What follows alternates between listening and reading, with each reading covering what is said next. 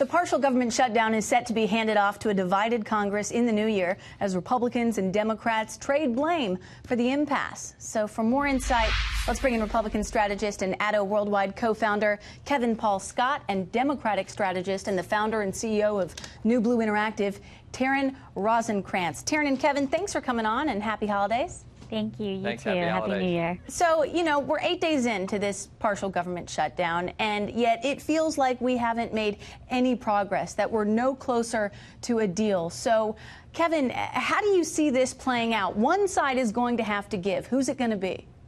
You're exactly right. And now it's kind of coming down to the optics, because what you said is it feels like nothing has happened. That's because nothing has happened. And we're sitting here now where neither side wants to look like they're going to lose. And so if Trump gives it all on the wall, it looks like a failure for him. If the Democrats budge, it's a failure. So really, there's all of these things going on, and it really comes down to funding for the wall. And you have to wonder at this point if President Trump will eventually give in, because he already said he was going to take credit for this shutdown, or if he is trying to flex his muscles to show Speaker Pelosi that he's going to have some strength and he's not going to roll over when she takes control in January. It's really tough now because it really does come down to optics. Yeah, and the president's incoming chief of staff said just yesterday that he's prepared, or he expects this to go on, the shutdown to go on for a very long time. So, Taryn, how do you see this playing out? Which side is going to give, in your opinion? Well, I think President Trump is up against 70% of Americans in the latest poll said that they blamed President Trump and the Republicans for this shutdown. And nobody seems to be in favor of this shutdown and the financial impact that it's having on Americans nationwide, and also just on our financial stability across the country. So I think that this is, and across the world, to be honest. So I don't know how much longer he can go on. I mean, this is a tricky situation for the president.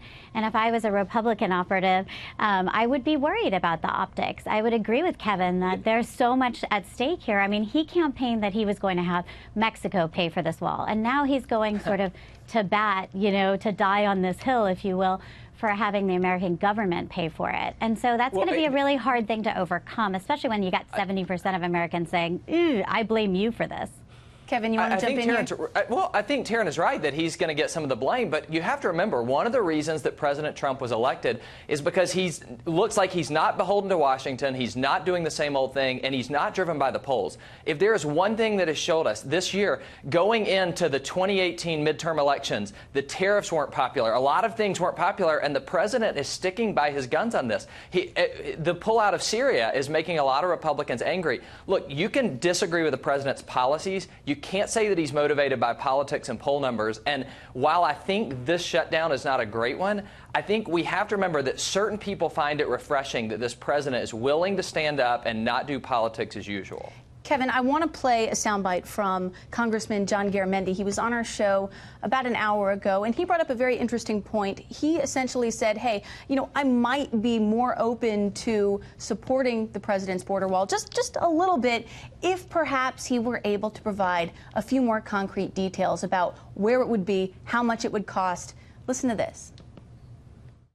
Well, I do have a hang-up here, and that is taxpayer money being spent without any plans whatsoever. The president says $5 billion, but has not offered one iota of information about where that wall would be built, what it would contain. Is it a spike fence? Is it a cyclone fence? What is it? Where is it?